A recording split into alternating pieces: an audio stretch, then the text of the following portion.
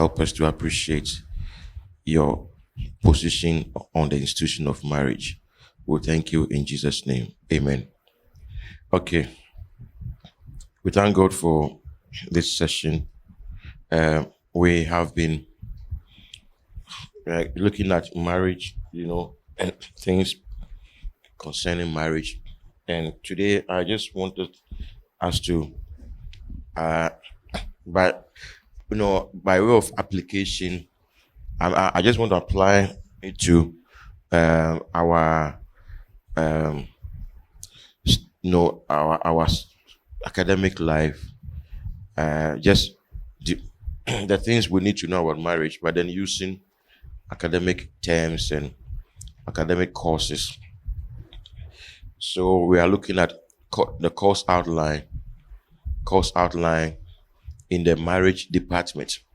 So if, let's say, you gain admission to the university, there are some courses you'll be required to take, and depending on your department, there are some courses that you can take. So this one is just a rehash of the various things that we've studied concerning marriage, preparing for marriage, and all that. And so here we are looking at right from the relationship stage. That's where conscious preparation for marriage starts. When there's a relationship. A relationship starts when there has been a proposal and an acceptance. That is the only time a relationship starts. So, starting the relationship is a journey, and the destination of the journey is marriage. That's why I keep saying that the proposal should have marriage as the destination.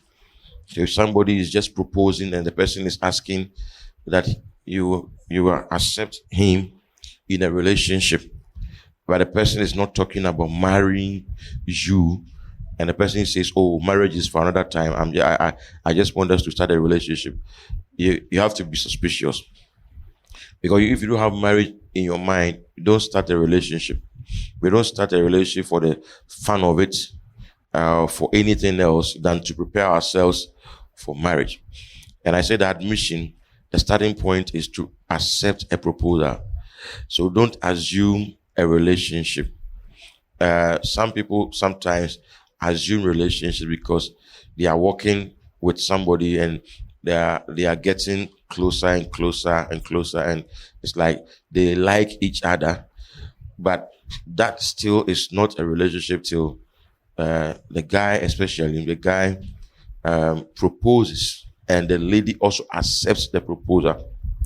Now, then the first area that you must study, if you want to engage in marriage, as part of your preparation, one of the courses you must take is architecture. You must study architecture. That's the first course you must study. Architecture. By architecture, I'm talking about the architecture of marriage, the structure of marriage. You must study about the foundation of marriage. The foundation of marriage is your relationship with the Lord, and then your growing relationship with the Lord and your growing relationship with the person, the friendship.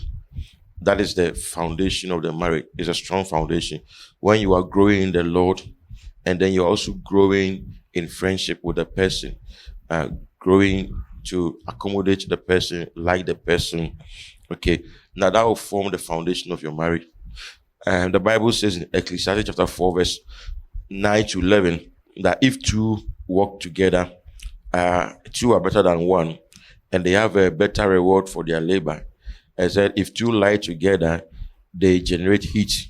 But if one lies alone, there's no heat generator. They said, when two work together, it is good because when one falls, the other will lift him up. But woe to him who is alone. And the first one say, if one falls, one will lift him up. But when it came to the one alone, say, woe to him who is alone, for when he falls, which means that it's a matter of time, he will just fall, and you will not get anybody to lift him up. That's why two are better than one. Okay, so a threefold cord is not quickly or easily broken. And the threefold cord is you, your partner, and the Lord. So right from the beginning, you will learn how to involve God in a relationship. I think that one, I've been saying it over and over and over, that the marriage that can stand the test of time is a marriage that happens not only between a man and a woman, but also between a man and a woman, and then between them and God. When Christ is the center of the marriage, that's the marriage that can produce power and produce life, that can also be a platform for growth, for spiritual growth, a platform of warfare, a platform of kingdom advancement, and a platform of development in society. When those structures are well built, then you look at the pillars that support the relationship. There are many pillars we can talk about, and most of the things I'm going to talk about are also pillars. But there are certain things that support the relationship. Apart from the foundation, there are pillars. One of the pillars is communication. Communication is one of the big pillars of marriage or relationship. Then we talk about transparency is also a pillar. Transparency. When there are trust issues, relationships are affected. So transparency is a pillar. The friendship, and then the kindness and all those other things, they are all pillars. The last time I talked about the 7 pillars of love in a relationship. Okay. Now, then we look at, so now I said architecture is a building. So the foundation is there, then the pillars are there, then the roof is there. And when the relationship ends in marriage, the roof, you see, the finishing of a building is a roof that actually you see, or the superstructure, and then you conclude that the building is beautiful. But the strength of the building cannot be determined by the beauty or the superstructure or the roof.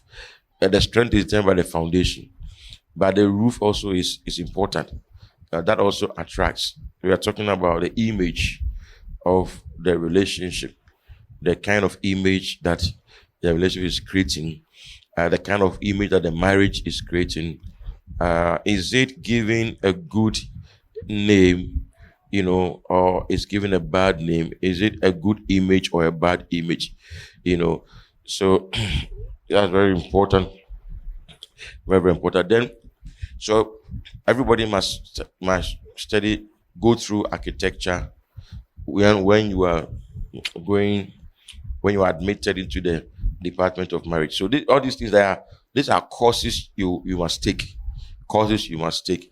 And these courses, they come in books and teachings and the Bible. The Bible is the basic manual for living. The Bible is not a history book.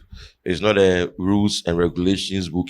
It's a manual. Somebody absolutely described the Bible using the Bible as an acronym. He said basic instructions before leaving earth. So basic instructions. That's why all that I'm talking about, you find them in the Bible. All that I've just said. I'll be quoting many scriptures because you can't talk about marriage, relationship, marriage without talking about the Bible. That's the manual. And that's the manual that we refer to. Okay. Then we move on to the next course that is very important that you take. And that is management. Management course. Management course is very important in marriage. I'm not saying you have to go and read management, but I'm saying that you have to be a manager. You have to learn to manage things as part of your preparation for marriage. What are some of the things that we manage? Um, we manage time, for instance. Time management is very important. And under time management, I was talking about time the other time, and I said that there are four quadrants that we can categorize time by. We can categorize time by four quadrants. The first quadrant is the things that are urgent and important. Urgent and important. Then some things are not important, not urgent. And others are urgent but not important. And others are important but not urgent. These are the four categories, four quadrants that we can put activities in. Time, if time was an oven or a crucible, then these are four crucibles you can put time in. You can put activity in. You can invest your activities in maybe things that are not important, not urgent. When those things, they are distractions. They are drain. They drain you of your strength, and of your resources. The things that are not important, they are also not urgent. Now to the relationship, something like watching movies, or to your life, or to your marriage, watching movies is not urgent. It's also not important. Now, somebody can argue that it's important because it releases stress, which is correct. Yeah, but it's not very important. It's not important in the sense that you can do without it. So therefore, if majority of your time is invested in that quadrant, it means that you are not going to yield any results. It's going to be a drain on your energy, your strength, your resources. You're going to waste a lot of time, Then there are other things that are also urgent, but they are not important. They are not important. They are urgent. Okay. In a relationship or in a marriage, for instance, there are certain things that will come with some urgency, but they are really not important. If you analyze it critically, you see they are not important. You say, for instance, most of the things, okay, not most of the things, but some of the things which sometimes cause conflicts are things that come with some urgency, but they are not really important. If you analyze it critically, they are not really important. For instance, was somebody who say, you didn't call me. I called, you didn't pick. I called twice. There was no response.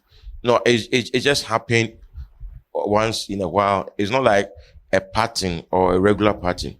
It's just that we just call, the person happened to be busy, or you saw me and you did not do something, or you pretended. I mean, all those things they come with some urgency. If you don't take care, you spend all your time fighting over these things, but they are not really important. Because you see, the important things are, okay, this person, does he love me? Okay, that is he somebody who I really can count on, that if right now something happens to me, is he going to care? So you can say that the person is caring, just that the person did not pick a call, or maybe the person failed to honor a promise to visit. You should not stretch that matter. You should not waste your time splitting hairs like that. Then there are other things that are not urgent, but they are very important. They are not urgent. They don't come screaming at you that do me. But if you postpone them over a period, it's going to cost you. It's going to cost you. Now, for instance, the practices, the good practices, good family life practices, which you must start learning right from courtship stage, like reading the Bible together, or praying over the phone, or maybe even in person, studying the Bible and praying. Now, those things are not urgent, as in they are not screaming at you. And after all, each of you does his or her own, in your own time. You pray and you read the Bible, but I'm talking about doing it together. So because you are doing it already, it doesn't appear to be urgent. But over time, you will see that is going to threaten the relationship because then it means that because there are certain things are captured in practices, and these practices, they sometimes are developed from principles, and these principles are founded on the word. When we say a family that prays together stays together, it's very true. It's very true that there are some family traditions that bring us together. There are some families, they have dinner always together. So you can go have breakfast somewhere, lunch somewhere, but in the evening you must by all means come and have dinner at home around the family table. And then that's where they have discussions. Things like morning devotion in the family. We have family meetings. These are good traditions. And so when you have relationships and you are postponing all those things, you may think they are not urgent. Certain things in life are not that urgent. They are like exercise. Exercise is not urgent, but then someday you realize that exercise is good, because if you keep avoiding it over a period, it can affect you. Maybe eating healthy is not urgent. It's not like screaming at you and saying, hey. But those things, we work them into our routine.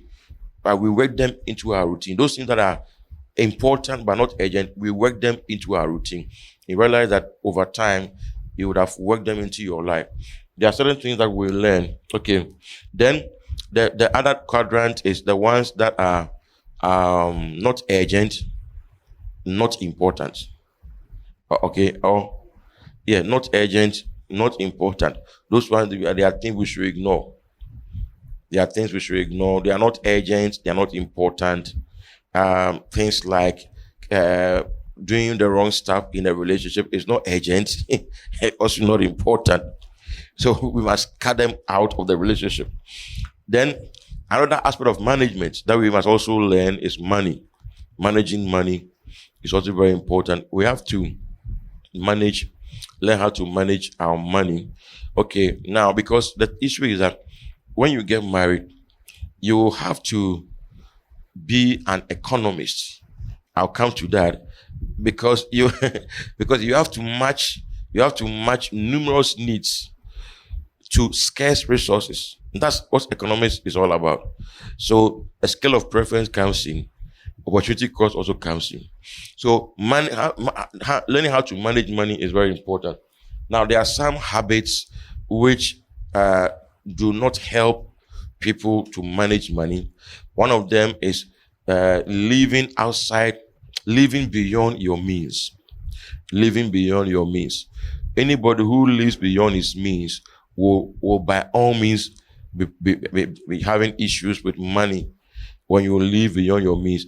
For instance, when you are living to impress people, and that because of that you have to constantly get money which is not available, and you have to use means. If money is not available, you can get it through one of two ways.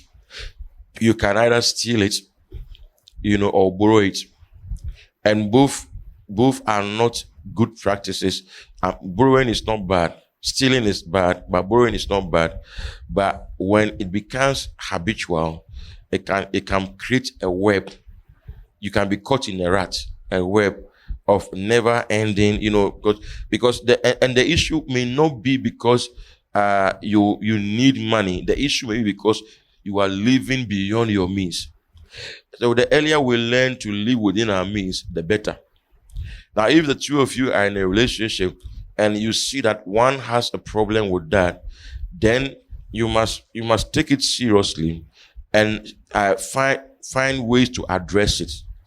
Have discussions, talk to somebody, put in certain practices, that practical ways that can help you not to live beyond your means.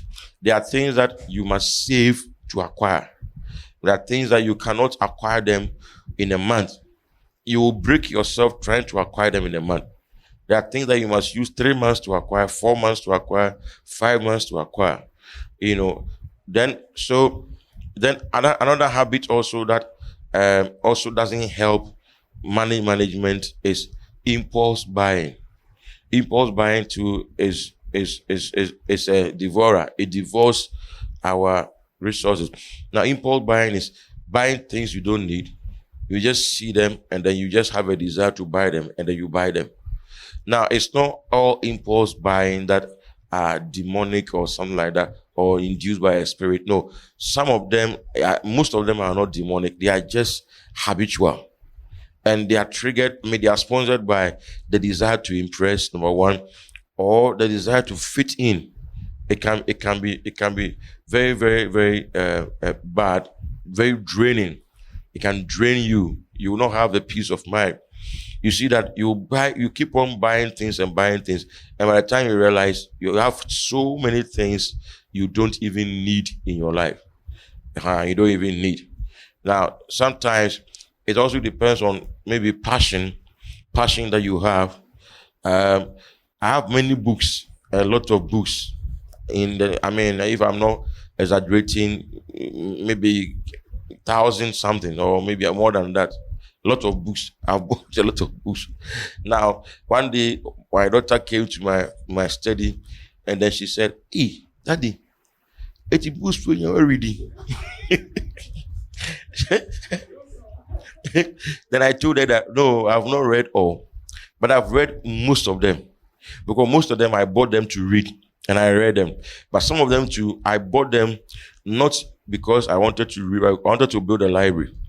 And the way, one of the areas that I really had to check, when it comes to impulse buying was books. When I see books, even I don't need them, I'll buy them. So I had to check that. It got to a point I was buying, and I was learning. Okay, so it was being fueled by my passion to learn. So when I see that I want to learn about this topic, or I see an author, somebody has written, if I see Kenneth Hagin has written a book, even now that he's dead, if I see a book that has been published out of his maybe unpublished manuscripts or his teachings, because after his death, some books came out. Tongues Beyond the Upper Room came after his death, and Spirit Upon Spirit Within came after his death. All those books, I bought them. Okay, there are some authors, when I see the books that I buy, but there are some books I buy not because of the author, but because of the topic.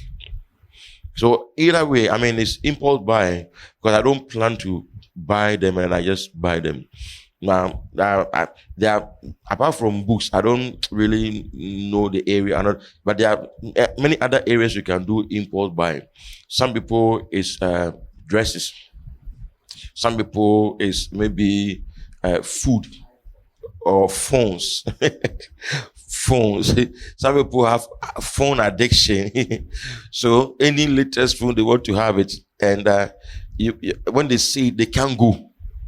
They can't go. They will by all means have to do something. Right now, so then one of the practices that can help us manage our money, number one, tithing. Tithing is a practice. Tithing is a practice which is based on a principle, and it requires discipline. Now, if you don't learn to tithe, you cannot be disciplined with money. For instance, the one who spends his tithe cannot be trusted with somebody's money. Yes, it's true. If you spend your tithe, you are in the habit of spending your tithe, you can't be trusted with somebody's money. You see, when somebody gives you money for safekeeping, you spend it. No matter how the consequence will be, you're going to spend it. So we start with tithing. So draw a budget of your expenses. Even now that if it's maybe national service salary that you are receiving, don't say that, this one is small, so when I just take it, I just chop it. No. You must draw a budget, take away your tithe, then try as much as possible to take away something small to put aside. You know something? There are certain things we take them away before the rest is for spending. I was listening to somebody, not a message, but the person was, I think it was saying something. Then I overheard at a place. He said that many people see money as something to spend, but it shouldn't be like that. He said that when he gets money, the first thing that comes to his mind is what to invest or save. That's what the person was saying. And overheard it, and it's a very good advice. So be faithful with your tithe, be committed to savings, just gather something small, put something small aside, because it's better to set goals and save towards them than not have goals. If you don't have financial goals, you cannot save. For instance, you don't have a goal. Maybe your goal is to buy, let's say your goal is to buy a set of utensils. That's your goal for this year. So you ask the price, it's 100 cedis, but your salary is 200 cedis a month. And you can put aside maybe 20 cedis a month for the 100 cedis. That will take you 5 months. So you project and you project that, okay, I'm starting from January. By May, I'll buy the set of utensils. So if you don't have a goal, money management will be difficult. I've realized that when you are saving towards something, it's easier than when you are just piling up the money. It's easier. If you are saving towards something, it's easier. Sometimes what even helps people is that they borrow the thing, or they do high purchase. They get the thing and then they pay gradually. They pay from time to time. Otherwise, you realize that the money that they will set aside, they will spend it. So ways of locking your money, you can seek help from somebody who can help you lock the money. Maybe you cannot do that, but somebody can do that. I remember in secondary school, I realized that the money they gave me, I would spend all the money, and I liked granules. So I can buy. At that time, granules was like, I think 5 cedis. Not today's 5 cedis. So you can say maybe 5 pesos. So I could buy like 10. Yes. And then put them in my pocket, and I'll be chewing them. So I will use my money for granules and all that, and the money will get finished. So I gave the money to somebody who was more mature. We were in the same form 1, but while I was like 12 years, I think 12 years, he must have been around 18, 19, 20. Yes, he was he was very old, and so I gave the money to him for safekeeping, and I used to go and collect the money. I'll go and take this. Then one day I went and he said, "I'm not giving it to you." He said, "No, I'm not giving it to you," and I became furious. So I said, "Look, give me back my money." Give me back my money. I'm not interested anymore. like I saw somebody was filling a withdrawal slip in a bank. Then she wrote the place where, how much do you want to withdraw? Then she wrote everything. He said, "Everything. I'm not doing it again."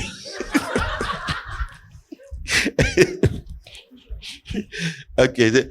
But the budget is very important, whether you are able to stick to it or not. The reason why I'm saying it's important, whether you're able to stick to the budget or not, just draw a budget. You may not be able to stick to it because of sometimes circumstances beyond your control. Emergencies, not bad emergencies, but like good emergencies, things that you must attend to. They are not like crisis, but you must attend to them. Now, but by all means, have a budget in place to monitor your spending. I did that some time ago. Over the course of 1 week, I put down every money I spent, every money, including the money for chewing gum. Then I realized that I had wasted a lot of money within that week. Because there are things that, as I was going to, this thing was not important. I could have avoided this thing. I could have waited and all that. So by all means, put paper and pen down. The moment you put paper and pen down, things will crystallize. Things become clearer when you put on paper. When they are in your thoughts, they are disorganized. But when you put them on paper, they are crystallized. And you see that they are organized better on paper. So you want to draw a budget for whatever, put it on paper. You want to keep track of your expenses, take a paper. The things you buy, put it on paper. Now, a typical budget can be like this: amount, tithe, savings, the upkeep, including TNT, okay, offering, okay, emergency. That can also fall into savings, but emergency, or maybe something for others, something like that. So it's important that we keep that. So managing time is important. Managing money is very important. Very, very important. Now, when you get married, one of the areas that can be a potential source of conflict in a marriage, there are 3 areas, but one of them is money. In fact, some divorces are sponsored by financial arguments and conflict. Okay, so we better discuss it now. Okay, like some people, let's say, when it comes to money, they are always fighting. This is mine, this is that. But when you see that it can be a potential source of conflict, then you have to apply wisdom in handling it. You have to know that the money belongs to the two of you, and that when you use that money for the benefit of the two, you have not lost the money. It's an investment, it's a seed you have sown, you are going to reap, and it's for the betterment of the marriage. But there are some people, the degree to which we are selfish, the degree to which we become possessive.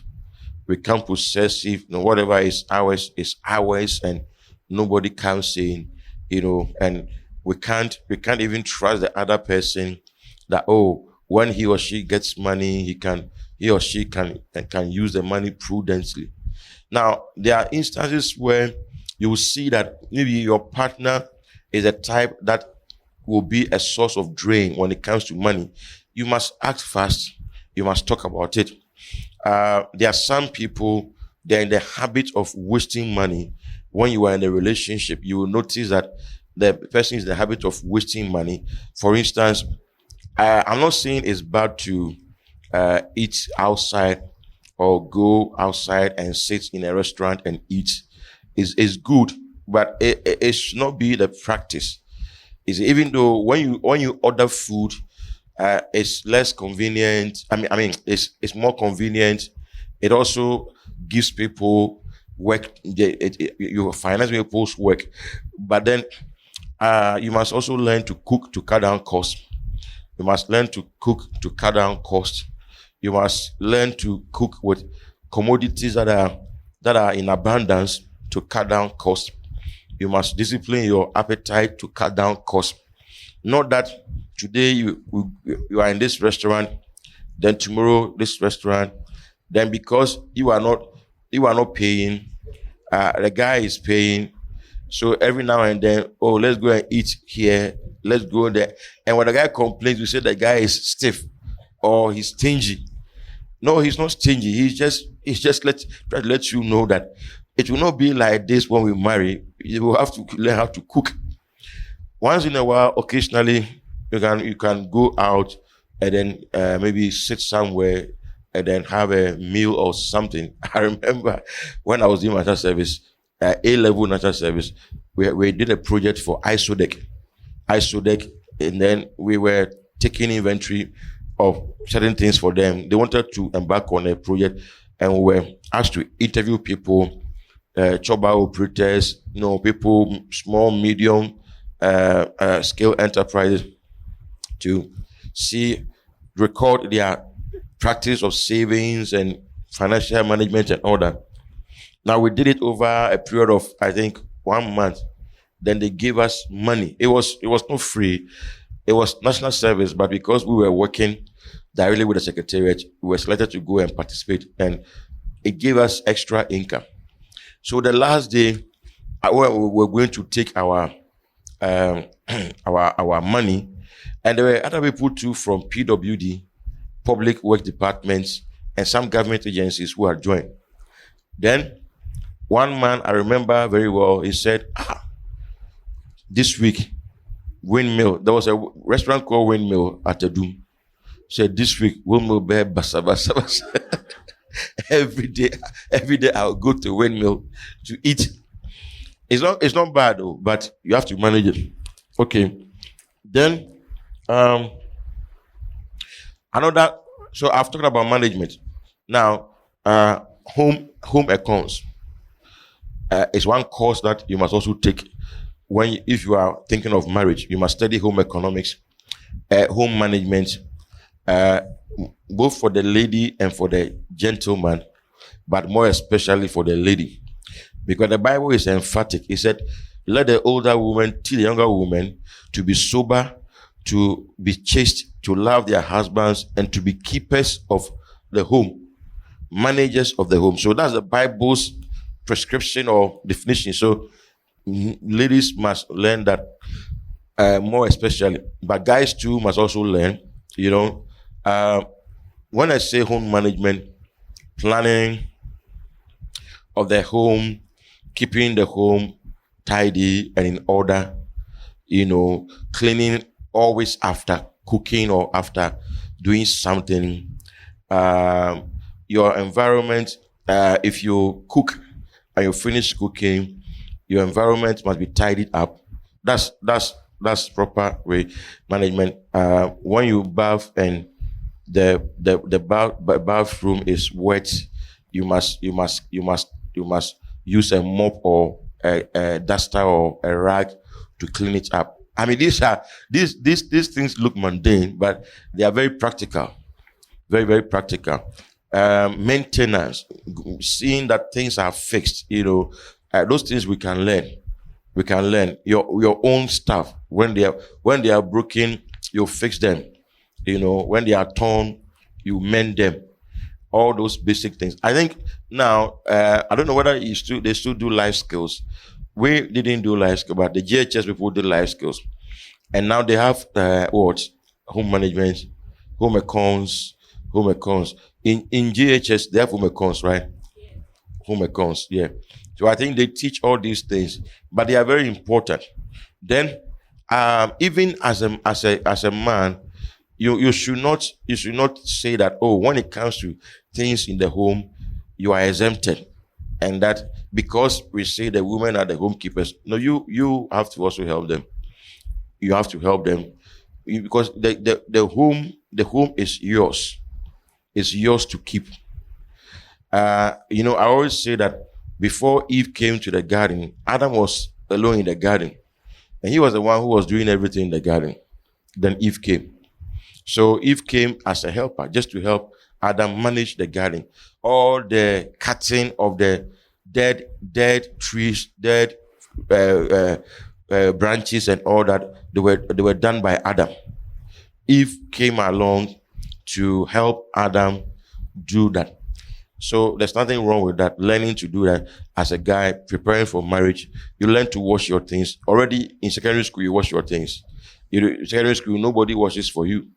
So that practice, which says that because you are in a relationship with me, come and wash my things, it's not good. It's not good at all. I mean, you must learn to wash your own things as a guy. If you are not married, when you marry and then you are privileged to have the help of somebody, maybe your wife, to help you, or if let's say your wife too is tight, then the two of you can decide, get extra help, extra hand to help around the house, to wash and all that.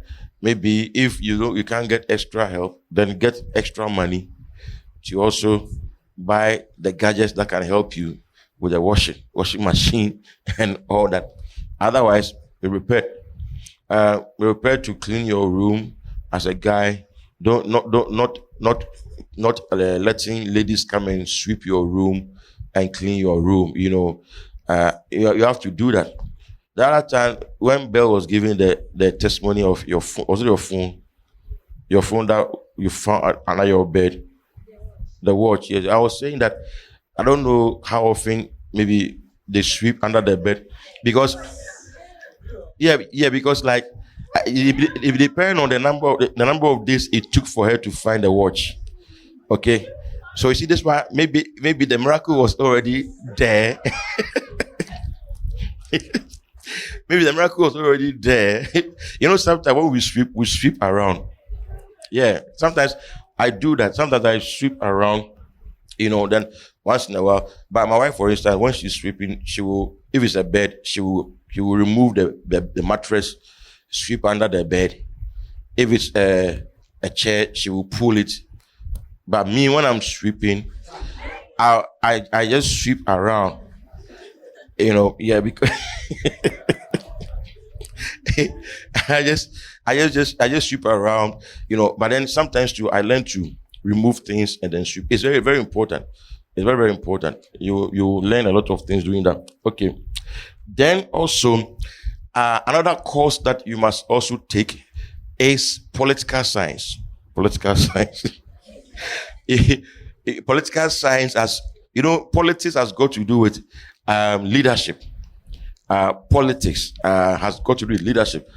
And political science has got to do with managing views, sorting views and managing them. And it's extremely important, leadership in the home, and then views, how to handle views, divergent views is very important. Sometimes if you reach a stalemate, what is the agreement? What do we do when we reach a stalemate? A stalemate is when you have entrenched positions. You have gotten to a point where neither of you wants to back down or compromise. So you are just facing each other, and there's no solution. When it comes to a stalemate, then I believe that the man should be given the way to have his way, and then you must trust his leadership. I'm saying that because he must bear the ultimate responsibility for the home. If something goes wrong, it's the man that should be blamed. It's not the woman.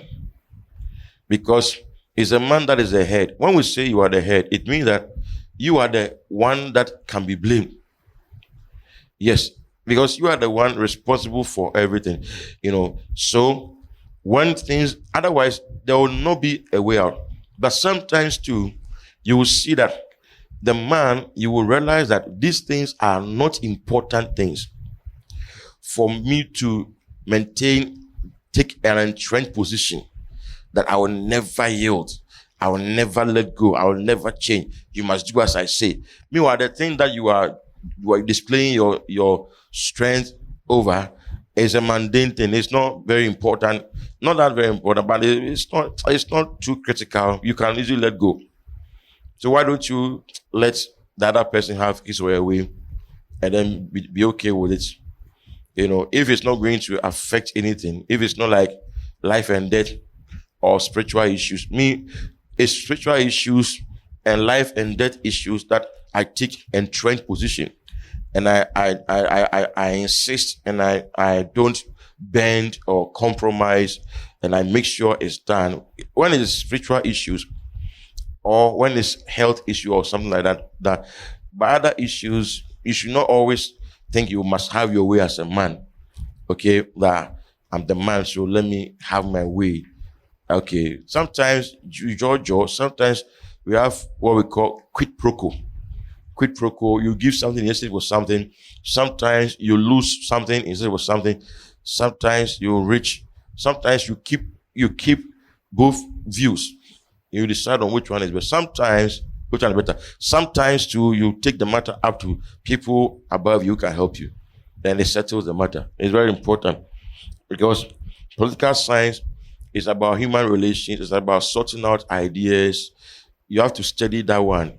You have to study that one in a marriage, in a relationship. Politics.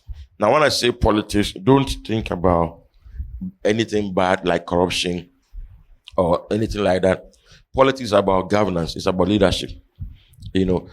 For instance, information management is very important in politics.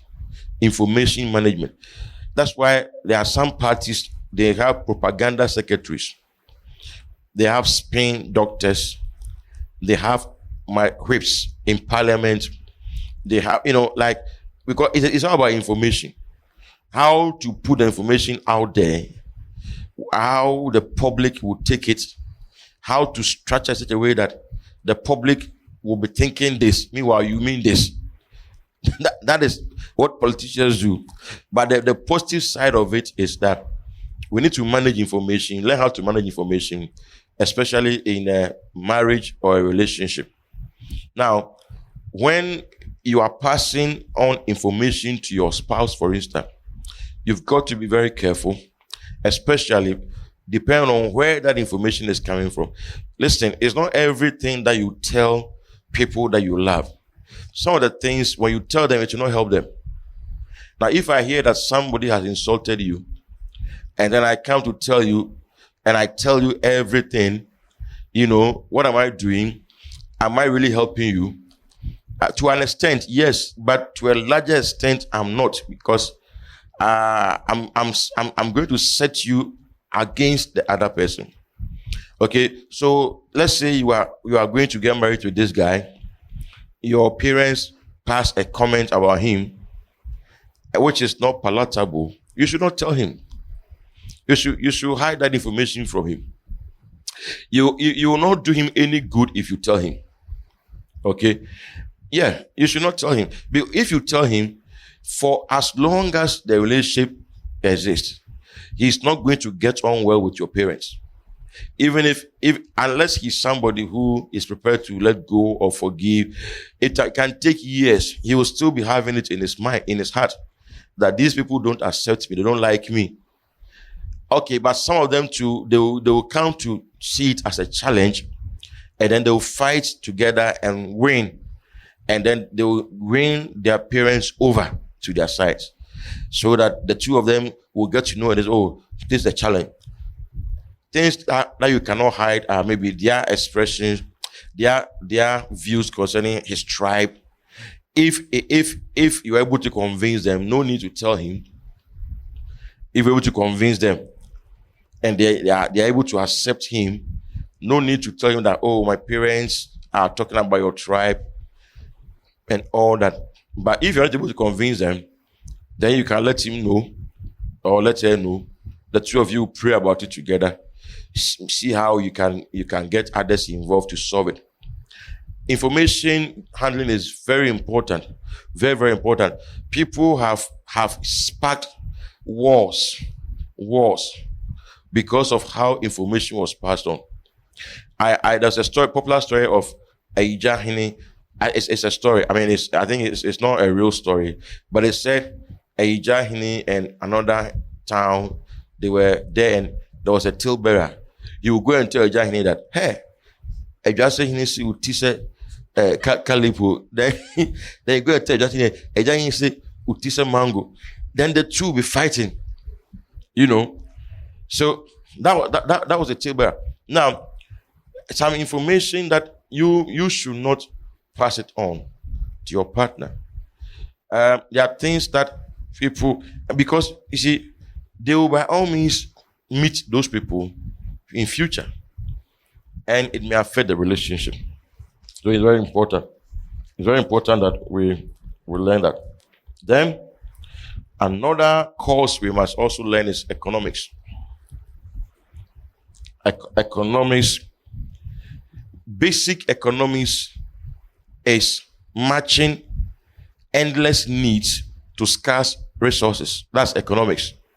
So because your needs are endless, but your resources are limited, it creates a situation where you must draw a scale of preference in order of importance, choose between the items. And as you choose this one, you have to forego the other. That's opportunity cost, right? Yeah. So basic economics is how to handle scarce resources. That one is grace. It's also prudent management. It's also discipline. How to handle scarce resources. Sometimes your money, or you may not have all it takes to do certain things. So how can you improvise? How can you sometimes kill one bird with two stones? Just to make sure that you don't waste resources. Killing one bird with two stones, putting things together so that you wouldn't have to waste resources. And, I told you about what I saw in Lighthouse Chapel some years ago, where I went to their bath, their washroom, and I saw the reason why they are so rich, because I saw pieces of soaps, pieces that in under normal circumstances you would just throw them away, but they had put them together, the pieces, and they put them in a cup, and water was around it. So when you finish that's what you used to wash your hand. Soap pieces. So I was like, wow. Say, this is not stinginess. This is improvisation or prudent management of scarce resources. There are many things that we throw away, but certain things can have value. You shouldn't just throw them away. For instance, if you eat pineapple, for instance, you don't throw the peel away. You can boil it and drink. It's very good. The head, you can boil it. So if you don't know, you will just eat pineapple and then you will just throw away the peel. Well, you don't know. But if you know that it's good, then so that you will not waste the pineapple. So if we can manage the little we have, we must avoid waste. Avoid waste. Don't take more than you can eat, so that you pour the rest away. If you don't have a fridge, then you know how to handle it. If you have a fridge, fine, you can just put it in the fridge and then eat. Sometimes think of cost, how you can beat cost. How you can beat down the cost of things. Now, if you have a lot of money, you may not develop that discipline. But it's better to develop it now that you don't have a lot of money, so that when you have abundance, you can still have the discipline to manage the resources, to suit the things that you want to do. Sometimes you see that you want to go here, go there, so you combine the trip and then conserve the TNT, so that you can use one trip and do all that. Sometimes in a week, for instance, when I want people want to see me, sometimes I put all of them on one day, maybe Saturday, and I'll give all of them the same time, 10. Because I know that some of them will not come at 10 exactly. Some of them will come, if you don't take it, they'll come at 12.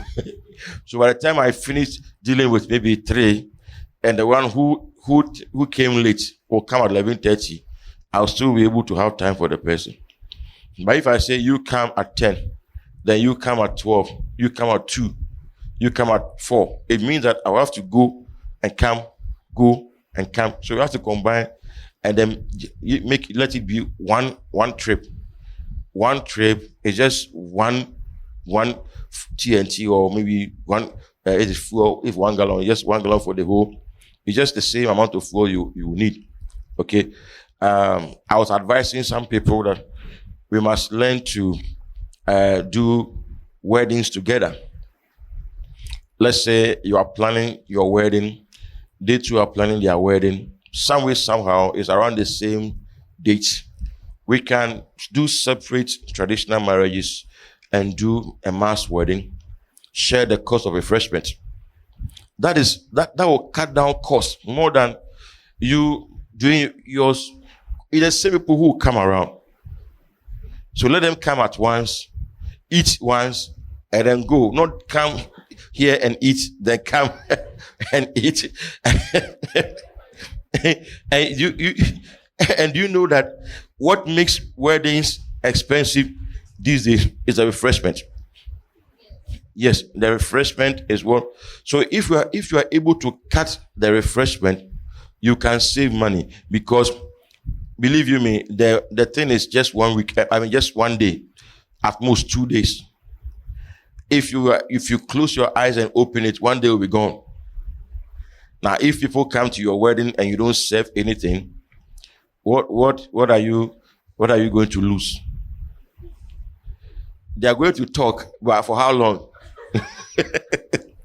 I mean, is it not true? I mean, for how long are they going to talk? So you see that sometimes we are thinking of the people that are coming. Okay, if people are traveling to come to your wedding, that one is different. But let's say we are all here in Kumasi here, and then we are all doing your wedding. Then you spend so much money on the refreshment and all, and it's like that's where the bulk of the money is going, and the people are just coming to eat. It's good if you have the money, it's good, but then know that the people who are coming to eat, they are not going to give you money. Some are going to give you what do you call it, picture frames and Malcolm things from Malcolm. Yeah, but very few will give you money. Very, very few. Apart from the offering we'll take at the wedding, very few will give you money. So if you have to spend all your money on refreshment, and then if you can afford, fine. I was talking to somebody who said that she told her uncle that no, give me the money. Let me, because she was thinking of how to economize the money and use some for other things. Then the man said, no. I just want to sponsor everything. And so she went ahead and sponsored everything. Now, if you get someone to sponsor everything for you, then that way you must take it. I get to me. That way you must take it. But if not, then you must cut your coat according to your material, not your size. The material that you have. Let's cut your coat according to that material. Okay. So economics is very important. Now, I'm advocating for mass weddings. Well, many people are scared of weddings because it's like the money involved is too much. So why don't you come together, plan together? It should be nice. No, you're not going to go to honeymoon together. It's just the wedding. It's just after wedding, each of you will go for. We're not going to have mass honeymoons. No. It's just the wedding. Even the traditional marriage, it might be done separately because that one involves families. But with the wedding itself, so that you can share the cost of everything, the same cameraman, the same coverage, the same caterer, the same food. Even if the number increases, it will not be as having it separately. Then you have a ready audience also for you. And sometimes you can even have the traditional ceremony, then time your wedding to love feast. So that Sunday you will sit here, then you come, we will just bless it. You have your already made refreshment. Maybe you can just add sobolo to it. That's all. Then you go, you take your wife and then you go. I mean, these are ways of minimizing costs. It's not, you are not prepared. Economics is not prepared. You are managing costs. You are minimizing costs. So economics is very important. Okay. I think I've talked about accounting. Doing account, you must also study accounting. Keep records, keep track of income and expenditure. I've talked about that. And that's accounting. Balancing, that's accounting. Some people, there are some people when they are coming from town, maybe they'll buy tomato, Then they will buy maybe onion. Then they will say, I will subtract from the monthly chop money I give. Now that is not good accounting, but at least you must put something on paper. You must be you must develop the art of the discipline of accountability. Okay, so accounting is very important. Then you must also go study a bit on fashion, beauty. Go to what are the one of the beauty schools? Miss Lottie, beauty school. It's good. It's good because who Karen's wardrobe, Miss V's collection. And then what else? Ray icons. That one is photography, right? Yes. I've been seeing them. Okay. So like why I'm talking about beauty and fashion, I'm not advocating, I'm not saying that you should, be overly interested or moved by fashion, but at least you must take your appearance seriously, dressing appropriately for the occasion, learning all those things. They are very important. Your appearance as a guy, as a woman, is very important. It doesn't take a lot of money to appear decent. It's not about money. It's about how you are conscious. You are conscious of your appearance. Know your body type as a man, as a woman, and know that what will fit you. Okay, and then know that beauty enhancement is not bad. It's good. We're talking about makeup and all those things. They are not bad. They are good. They are good. You can learn them, for some occasion. Then tailoring too is one of the courses that we must also do. Putting pieces together. You must be a tailor. You must be a tailor. Be a tailor to. Be a tailor in your attitude. Learn how to put pieces together. Learn how to see the bigger picture. Learn how to connect things. A tailor can put pieces together and then form something beautiful. Can connect things and put them together. Then one thing we must also learn if you are looking at marriage is human biology. Human biology is a course, right? Okay, so by human biology, I'm talking about studying the anatomy of the body. Studying your body. Learning how the body works is very important. There was a book I read on campus, and then I don't know whether it was my wife who gave it to me to read. Every woman, and that book was talking about the woman. It's a woman's book, but I read it. Just that there were some diagrams in the book that were tormenting me, There were some diagrams that were tormenting me, and it's like, but the information I received was good because it helped me to understand what is involved in a woman's body, in a man's body, and then also, for instance, people don't understand things like menstrual cycle, that mood changes and all that. Those things are important to know. They're important to know. That's why they teach those things in schools.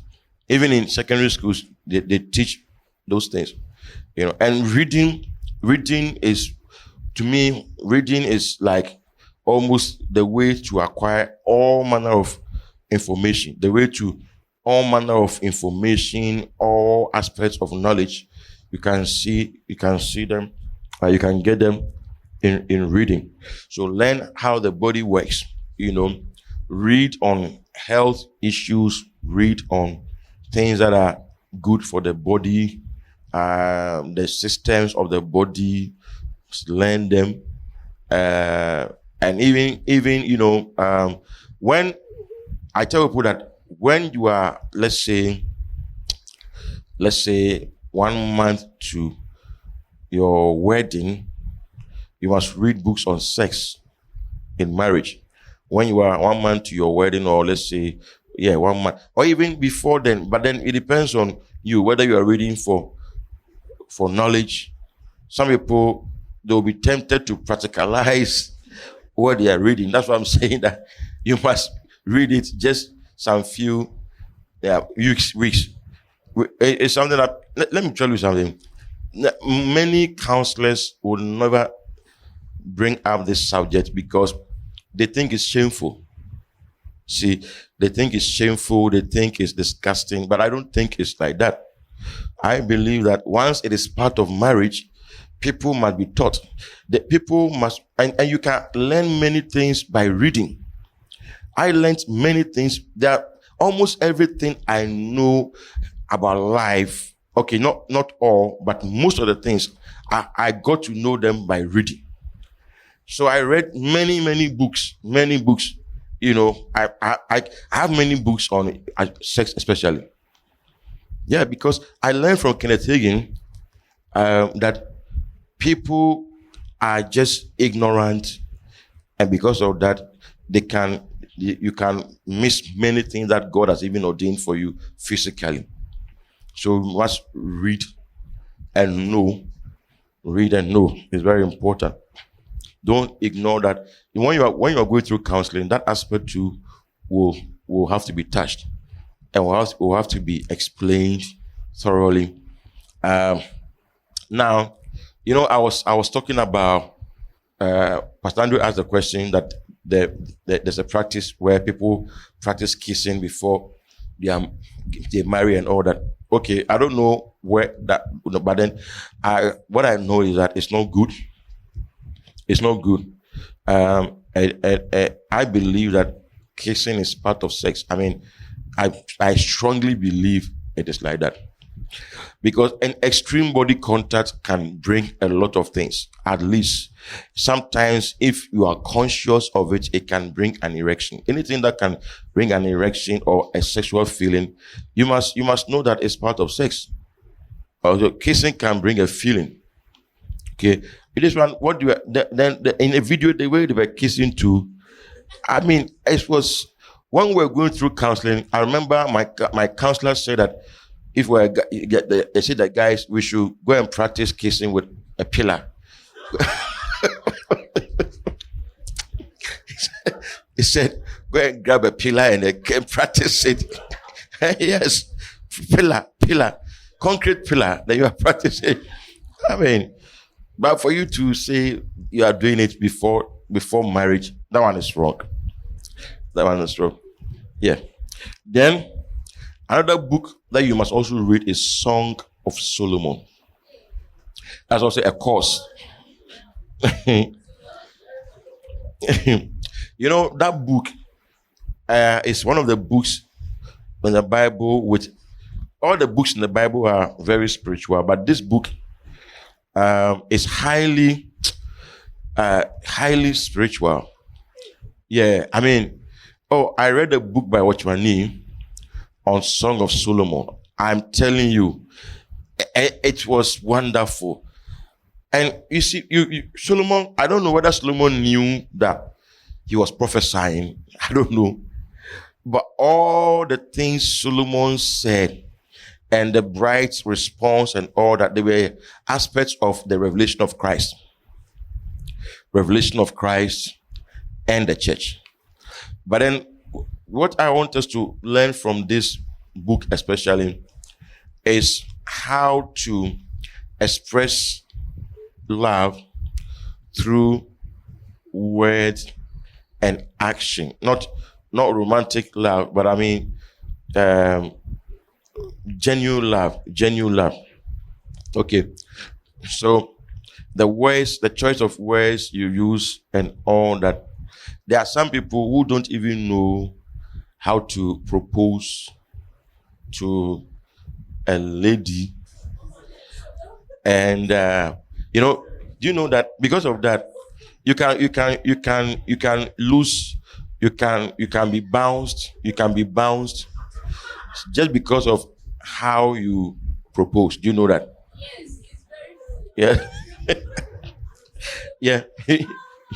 you can be bounced. You can be bounced. I remember when we were introduced at church that we were going to marry, one sister came to me and then came to hug me. And then no, she was an older person, married with children. And then she came to hug me and said, "Hey, I'm very happy. I've been thinking about you. Anytime I see you, I'm like, this guy, can he even propose?" Meanwhile, I had been in a relationship for 4 years and over, but she didn't know, because all the time that she was seeing me, I was in a relationship. But because we were not in the same church, and she was also in Kumasi, so she didn't see that I was working with somebody. And so she said that she was really thinking of me, because she said this guy looks like he's a shy person, and like he doesn't like talking. So I'm wondering how he can propose. I said, "Look, I'm not that."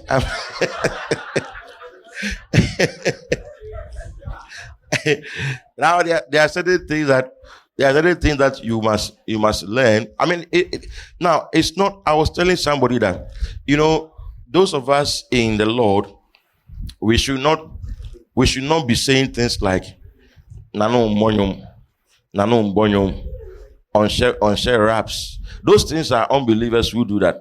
It's true, because we don't have to share raps to propose. We have to just let you know that we want to live our lives with you. How you get me?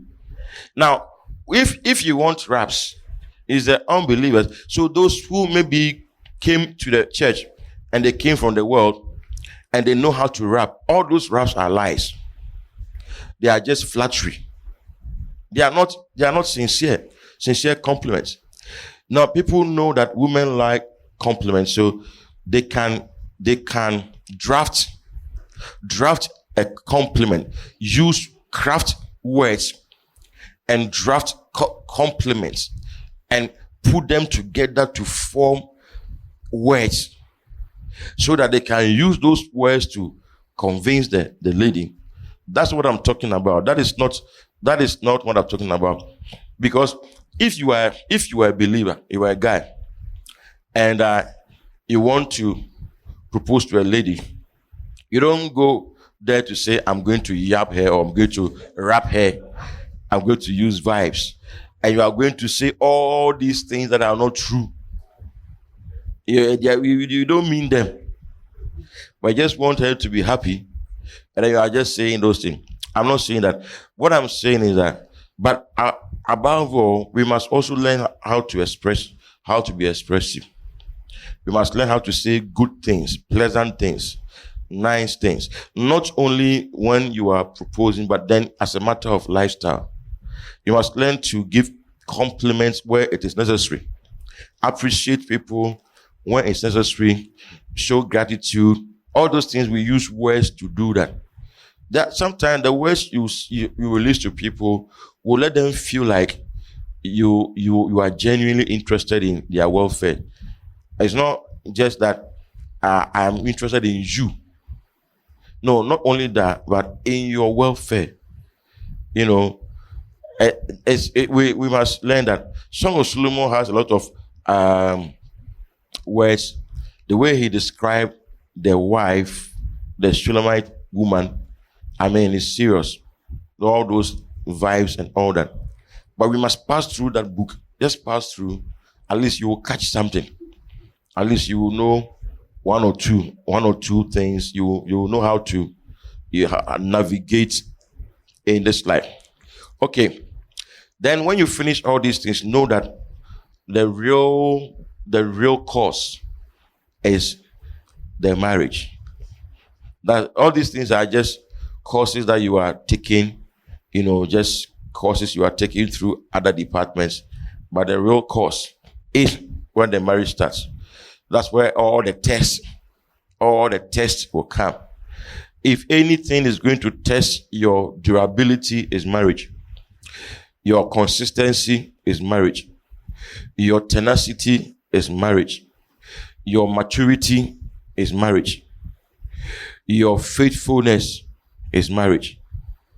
Your commitment, marriage. Your responsibility, marriage. If anything is going to test all these things, believe you me, is marriage.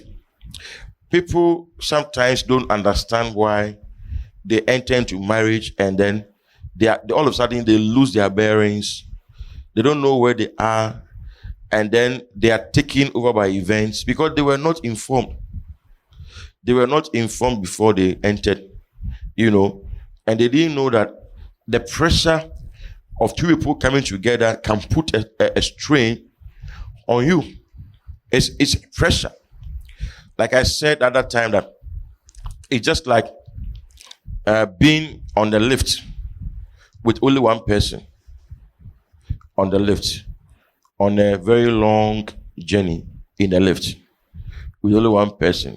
I mean, look at the pressure that will come in that enclosed area. Pressure will come, and that pressure will test your durability. That's why your foundation has to be solid. There are some people, the pressure will come, the shaking will come, but they will absorb the shaking. You will not see that there's even a shaking. They may not even feel it. Why? Because they have been forewarned and forearmed. But those who just entered, they didn't know anything. They didn't receive any prior knowledge. When the things started shaking, then they started shaking with the things. Then you realize that your long suffering is short. You have short suffering, not long suffering. Your endurance, ability to endure. Everybody has a pain threshold, right? Some people have a greater level of threshold when it comes to pain. They can bear pain. Others cannot bear pain. It's the same thing. But if you can do that, then you must know ahead of time all these things that are likely to crop up, so that you know areas that can bring conflict. Then you devise means of forestalling the conflict. I mean, just stopping it before it comes, because it will definitely come. But if you know how to stop it before it comes, or you know how to manage it, there will not be harrowing surprises. Because many people, as they go, they are surprised, number one, at themselves, number two, at their spouses, and they see all of a sudden that things have changed. And they are looking at the other person and say, you have changed. But they don't believe that they too have changed. You have both changed, because you are no longer in courtship. It's not courtship where you always put one foot, the best foot forward. This one is marriage. This one is work, is real work. Now all those things have come to an end. All things have become new. Now you are working it. You are doing the stuff, working the job. This one is training on the job. It's not all the things you can read about in marriage, all the seminars you can attend, they can only prepare you. But when you get into it, when you get to the thing proper, then you apply. Then the wisdom of God comes in. That is why I was telling somebody that if, let's say, I was using one example of two people, a friend on campus, who were in a relationship, the two of them. Then they discovered that they were not compatible health-wise. Listen, they discovered that they were AS. And so there were a lot of pieces of advice here and there. You have to separate, you have to break the relationship, go your separate ways. And they had been courting for, I think, more than a year or so. And we were about leaving campus, leaving school, And these two people, they were really, really, really, really like into each other. The chemistry was there, the biology was there, the love was really there, and it was difficult for them to take a decision to separate. So they came to a conclusion that we are going to marry. Marriage is more than having children. We are going to marry. Now, the sad thing is that now they are separated. That's the sad thing. But then they got married, gave birth to 3 children. The first, a girl, the 2, a boy and a girl, and the first one was SS. The second and the third were not SS. So they had 1 out of 3. And when they got married, and they started having problems, because the firstborn, your firstborn, when your firstborn has problems, you really become very, very apprehensive because you don't know what is going to follow with the rest. So during those difficult moments, that was when their marriage came under severe stress, great tension. Then they were just holding up. Then through all those trials, they gave birth to 2 other children. Then finally, the rubber met the road, and then now they are separated.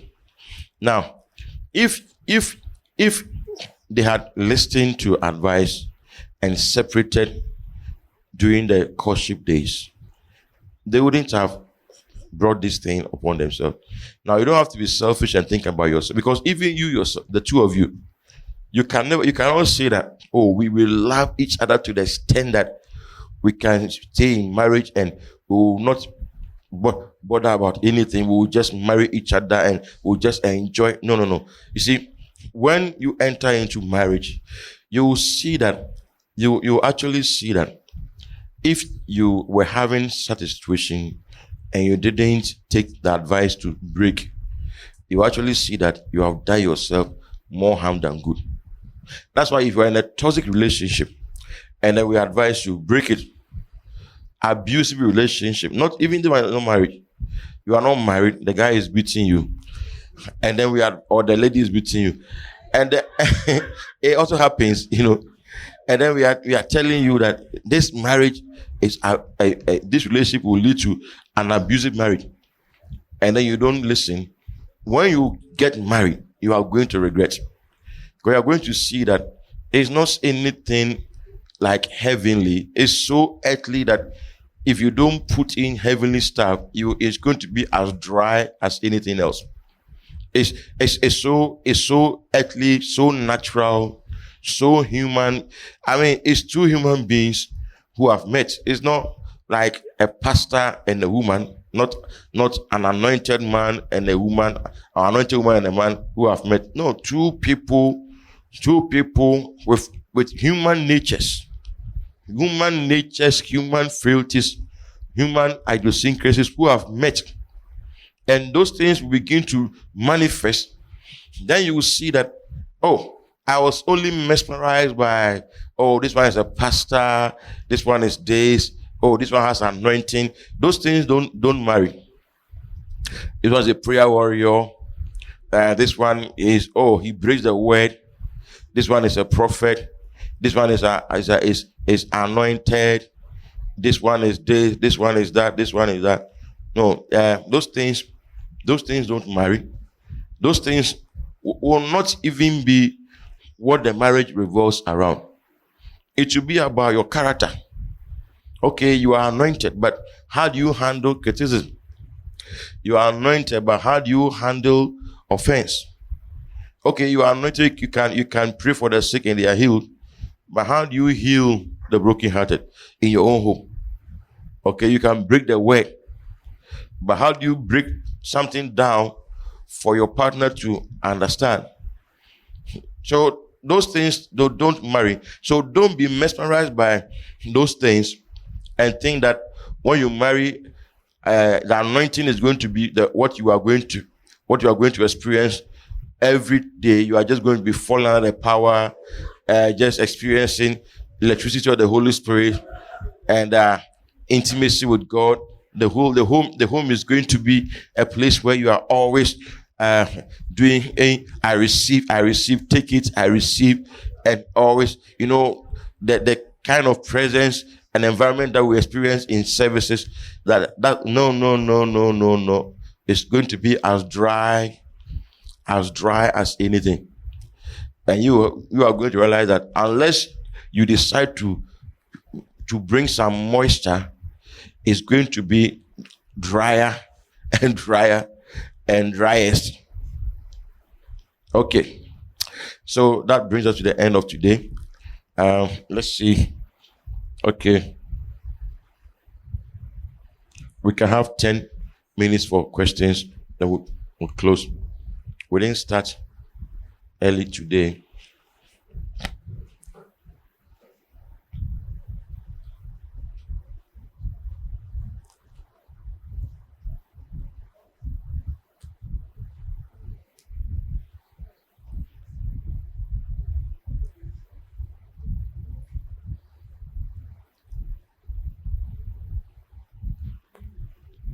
Okay, so maybe you can ask.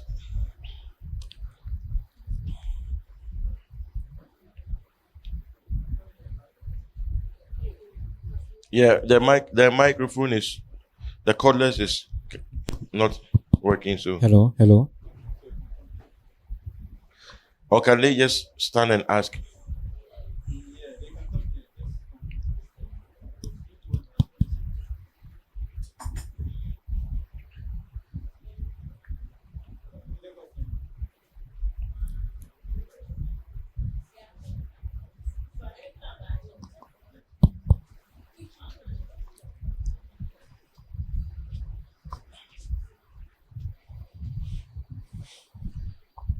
Hello. Okay, Daddy. Thank God you brought about the issue of the kissing. I want to ask a question on that. You once upon a time, even I think that time you said you were speaking out. I think it was a meeting, not like this. You were speaking out of authority that there shouldn't be anything as kissing in relationship unless it's marriage. But then I want to know now. You said it's not right, but you didn't say it's a sin. I want to know the difference. Is kissing a sin, or is just not right, or if it's not right and it's also a sin? Because there are some people who before marriage or not in the marriage, okay, but before marriage. And once when you said that, I'm not even been I'm not in a relationship. There's no kissing those things, but it's just the knowledge. So I read more about. I did a lot of studies. They have different forms, over 10 types of cases. Yeah. Hiking and all those things. So I wanted to know, is it like it's not right, or there's a kind of the case that is about, or is chinchina all case be sin? That's what I wanted to get right here. Yeah.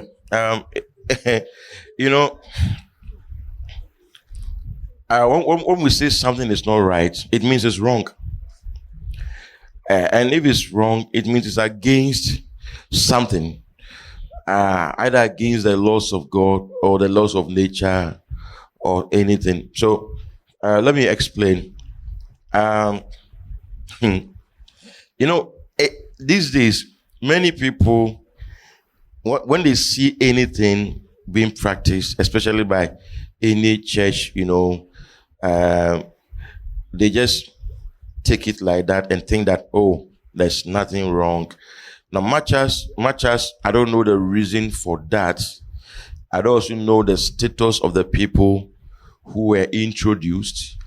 But then, if you ask me whether kissing is good or bad before marriage, I would say it's bad.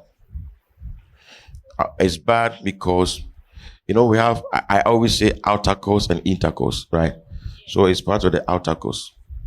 Now, you can never say that you are busy kissing and you are not thinking of sex, or you not get to a point where sex will not come into your mind.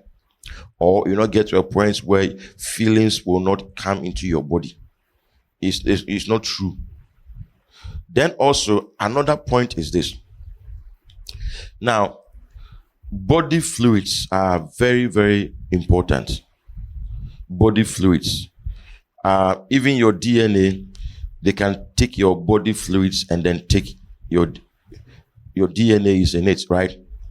Which means that is a unit of life. And if you are not married to the person and you are already exchanging fluids, you are setting yourselves up for many things, because what about because it's not protected. Now, if let's say somebody even marries a witch, okay, a wizard or a witch, and they sleep and all that, because the marriage is legitimate, the person can be somehow protected. I mean, the extent of damage will not be as somebody who is doing it outside the covenant. And so there are a lot of risk. And then also, when the Bible says holy kiss, that's not holy kiss. Kissing at that time was a casual embrace, like was an embrace. You know, they still practice in the Middle East. Now people have come to accept it in the church. In fact, I was talking to somebody when I saw the video, I didn't know what church it was, so I had to ask the pastors and the elders, and then they told me the church. Then I called a friend of mine who is in that church, and I said, I saw this video, and what is happening? They said, oh, but are they not doing it already behind the scenes? I said, no, that's not an so now if people are having sex already behind the scenes, so we should make it official. That because, and who told you everybody is doing it? No, it's not everybody who is doing it. There are some who are not. People will lie that, oh, this thing is going on, everybody is doing it. It's not true. In fact, there are more people who are not doing it than those who are doing it. I can say that there are more Christians who are preserving themselves than those. Okay, I stand to be corrected, but not everybody is doing it. So if a thing is wrong, it's wrong. It's wrong. Why is it up for debate? Because there's something doesn't go well with it. You know. Now there's a difference between subjecting a practice to scrutiny in the light of scripture and then attacking a church or a man of God or an institution. No, this one is a practice. So you separate the practice and then you run it through the test of scripture and then draw a conclusion that this practice is not good. It does not mean that church is not good or that church is this or that. No, it is this practice that I am talking about. We don't do it, don't practice, and we will not encourage that. Okay.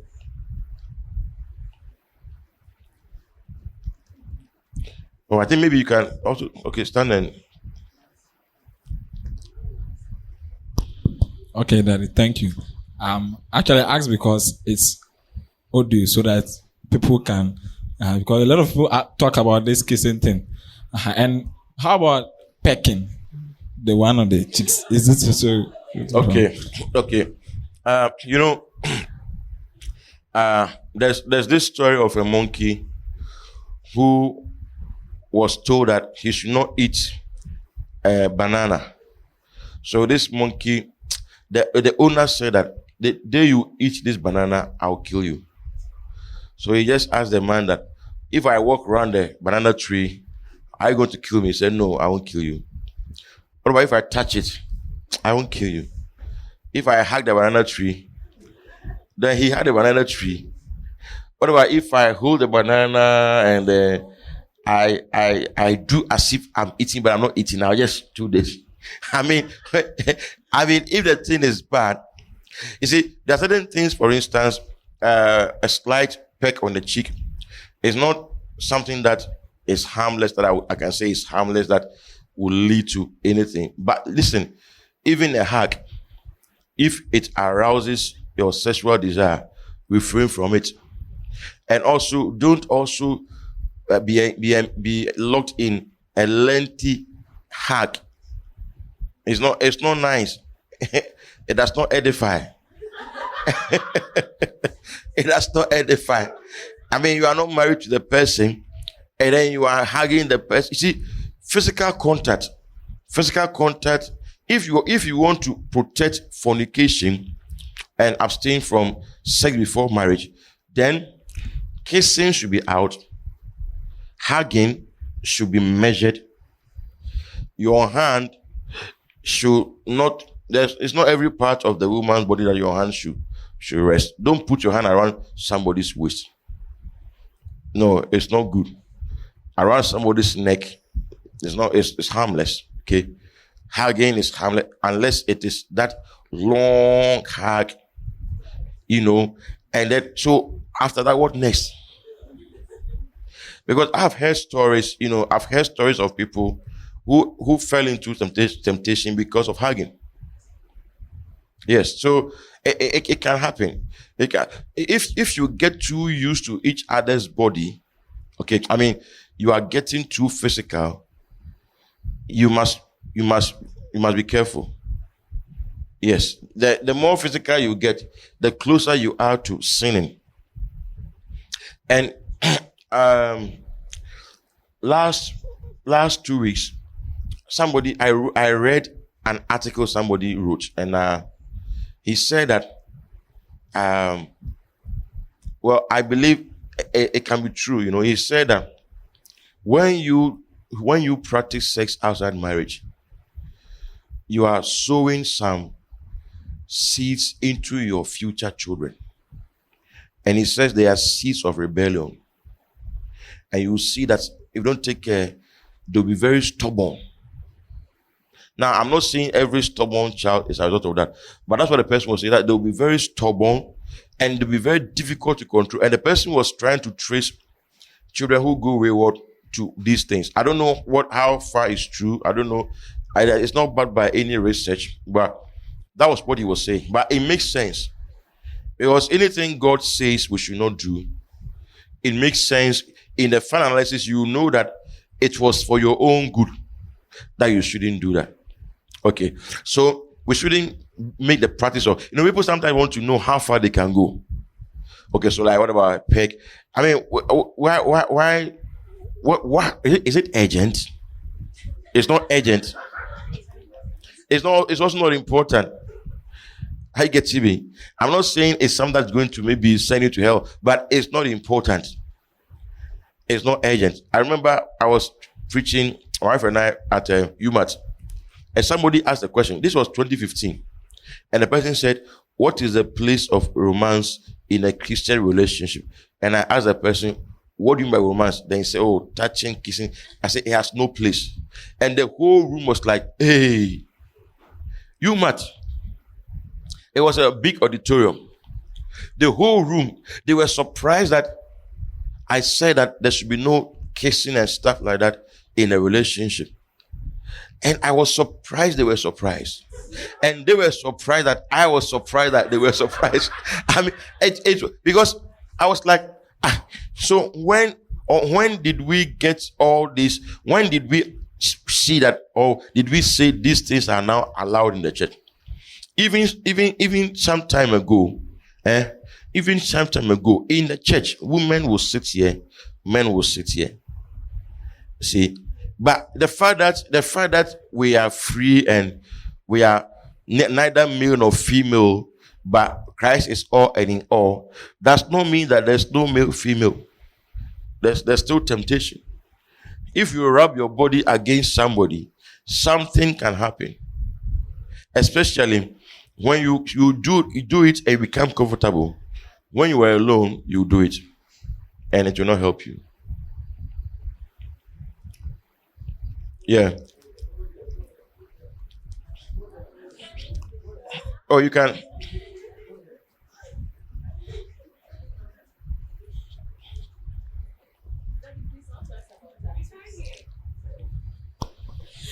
Daddy, please, I want to ask about tattoos. Yeah, I want to know if it's really compulsory to use a ring for marriage, because I heard a story where the man decided not to use ring, but then tattooed the name of the lady on his ring finger. I want to know if it's really necessary to use a ring, and if the tattoo that he did, is it really spiritual or it's just something that can. Is the man a believer? Yes, he's even a pastor. A pastor? You see, okay, fine. Now, you know, I remember, in my study, I have pictures of men of God on my wall, and one of them is Todd Bentley. So one day, my daughter came to my study. Todd Bentley, he has all these tattoos. And then she said, Daddy, we were there. I mean, I have Benny Hinn, Ajnasari, Edward Mills, Archbishop Eastwood, Pastor Ransford, all those I've had encounters with. They are all, not all of them, but some of them are dead. And Todd Bentley too Todd Bentley has tattoos all over. And to be very frank, I watched his ministration in 2004. I mean, the ministration was 2004, but I watched it in 2012. And he didn't have any tattoo. He was a young man. He was preaching at in Canada, Toronto Airport Christian Fellowship. We later became, I've forgotten, John and Carol Arnott. That's the church where they had a revival for 10 years, nightly meetings for 10 years. Now, he was preaching there. There was no tattoo on him. No tattoo. So I was like, why did he have these tattoos? So later, Rick Joyner was speaking and said that Todd Bentley has tattooed Daniel on his left hand, Revelation on his right hand. I don't know how he did it. But basically, in the Bible, in the Old Testament, God forbade them from making cuttings in their flesh for the priest, because it would defile them. Now, I will not condemn somebody with a tattoo necessarily, that because the person has a tattoo, the person is condemned or wrong. But I want to find out your reason. Your reason. Bible says we have been inscribed in the palm of his hand. So we have been tattooed. That's the original word. We have been tattooed, inscribed in the palm of his hand. Now, why was my daughter asking where this man is from? Because he's very different from all the others who are nicely dressed and look, and then this one is very different. So I had to say something to her that, that was when he was not born again. So now he's born again, but the thing is permanent. But actually, it wasn't, the thing was not done before born again. It was rather done after born again. Now, you look at Todd Bentley. I'm sorry I'm using him as an example, but that's the one that I know. And then you will say, now he moves in the power of God. He moves in prophetic, serious revival anointing, gathering crowds, winning souls, doing many stuff. But look at his background. He came from a background of heavy drugs, cultism, many things. And even as he progressed in ministry, those things were pulling him down. Those things were still pulling him down. Even as I speak right now, I don't know where he is, but, certain things started coming up. They are public knowledge, so I'm not trying to, it's just there. It's on the internet. Certain things about homosexuality, about many, many things. Like the guy was really going through stuff. Okay. So if you saw his tattoo and because he was a man of God, you were attracted to it, he said, observe those who have rule over you. He said, whose conversation, Hebrews 13 verse 7, he said, observing their conversation or their life to the end. Let me see. Hebrews 13 verse 7. Okay. It says, remember them which have the rule over you, who have spoken unto you the word of God, whose faith follow, considering the end of their conversation. Now, that word conversation is the King James. Let me read the New King James. It says, considering the outcome of their conduct, whose faith follow, considering the outcome of their conduct. So the one who is having tattoos, look at the person's life, the outcome. Then you will make a decision. I mean, you can look at a gospel musician with all kinds of weird hairstyle and all that, looking like a secular musician. And then look at Don Moy, okay, and look at their fruits, their impact, their songs, and how you are blessed by them and all that. Then you can decide. But having a tattoo, going to the tattoo studio, let me also say something about this. It is very demonic. That's why I said I don't know why the person did that. Now, when you are going to the DHMSO, on your left, when you go past Assemblies of God, on your left, there's a tattoo studio. It's a story building. Now, I've taken time to observe the building. One time I was coming rather from Yenyausu or so, then I stood there and I watched, look at the drawings. Very occultic symbols. People go to have tattoos on various parts of their bodies. Occultic symbols. Most of the occultic groups, they are identified by tattoos. It's the devil will abuse your body as well. Most of the occultic groups, and I even read that most of the pornographic groups, the pornographic industry too has groups. They have, recently one man died, he was 93 years, I've forgotten his name, and they are saying that he was the editor of the magazine called Playboy, and then one erotic magazine, pornographic magazine. Now, and according to the research, most of them are identified by tattoos. So which is which? So when I see a tattoo on you, I'm not going to condemn you, but I want to know what was in your mind. I'm not saying that you have, but what was, and how sure are you that where you went for the tattoo, you have not contacted anything? Because most of the people who do it, they are all agents. They do it under a certain kind of inspiration, and then, so you see the thing they draw. But this one who says that he tattooed the name of the wife, well, it might not be a bad thing, but then, I don't know why he did it. Sometimes, like, you see a man of God in Ghana, it's what? Catch it. In South Africa and America. Oh, okay. Yeah. And yes, and even there too, okay, fine. I know there are some, for instance, there was this Hillsong artist that had earrings in their ears. Okay. And later on, you know what happened? You didn't hear. Okay, you can go and research. So observe the outcome of their conduct. Yes. I cannot say that anybody who has a tattoo is evil or no. I can't say that. But I want to know why you want to do that. Do you know that there are some secular musicians that, despite all that I hear about them, there's one particular one that I respect because of, I see that over the period, he has not done weird stuff. The hair is still there intact, no tattoo, no piercing, no funny dressing, bare-chested dressing, dyeing the hair. I've observed that he doesn't do those things.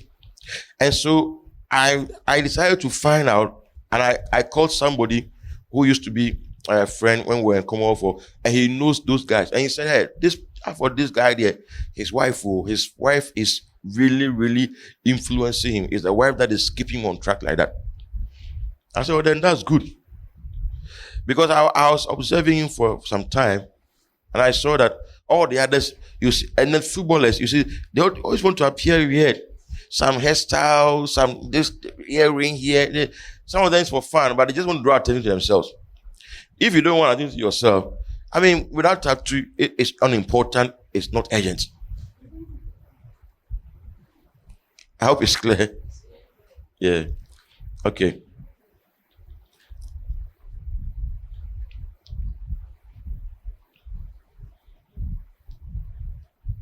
Oh, I think you can ask. No. Oh. Yep.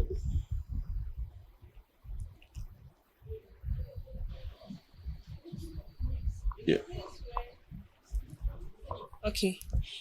In a case where, let's say, you are in a relationship with someone, or maybe you are courting, and the person gets an accident and loses a part of the body, okay, um, would you be considered a bad person if you quit? Maybe the person loses the legs or the arms. Would you be considered a bad person if you quit the relationship because of that? No. The reason why I'm saying no is that it's not a marriage, right? If it's a marriage, you cannot quit. But in a relationship, now, if something happens to the person and then you are about to enter into marriage, but you're already carrying a load or something, you must prayerfully talk it over, see a counselor and advise yourself. Because now, if you think that you must sit down and count the cost. Okay, count the cost. For instance, this person, the legs have been cut, God forbid.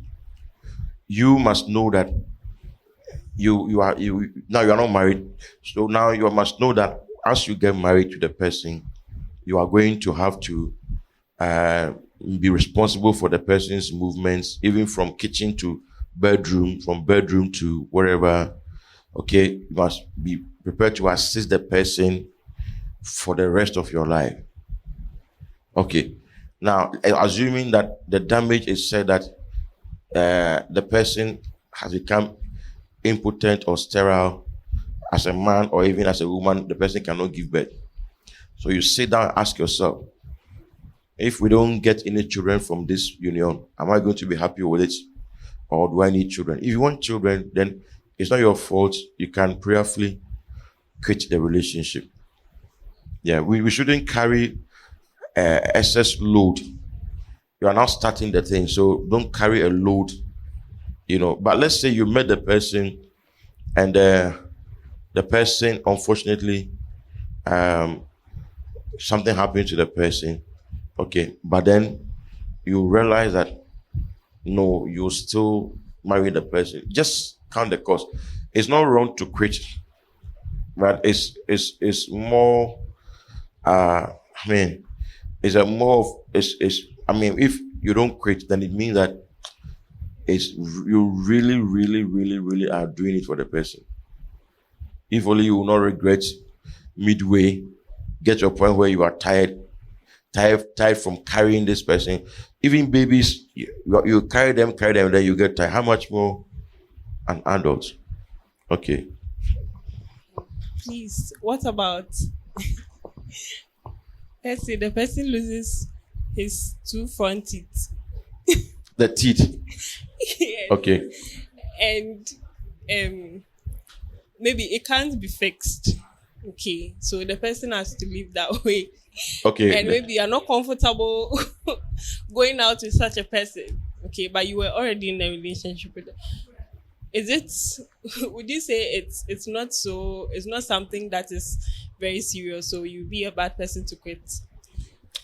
For about the teeth, it's not very, very crucial or very serious. This one and that one will not bring extra burden on you. That one can easily be managed, because people they can fix lost teeth. You can easily fix it. Yes. If you are not comfortable, you can fix it. I know that I think it costs 1,500 or something for one. I don't know.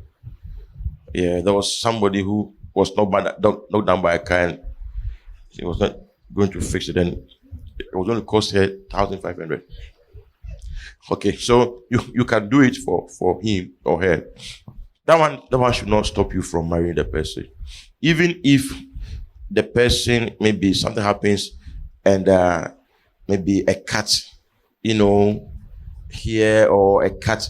I mean, those things are, but when it becomes a disability, and you must count the cost before you decide that you really want to go into it. Otherwise, you will get tired.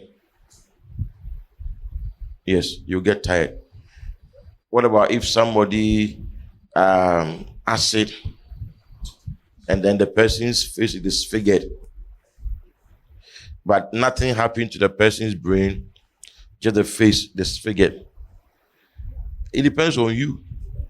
If you will not get tired by looking at it all the time, some of these things, you don't have to worry yourself. If you are married, then for better, for best.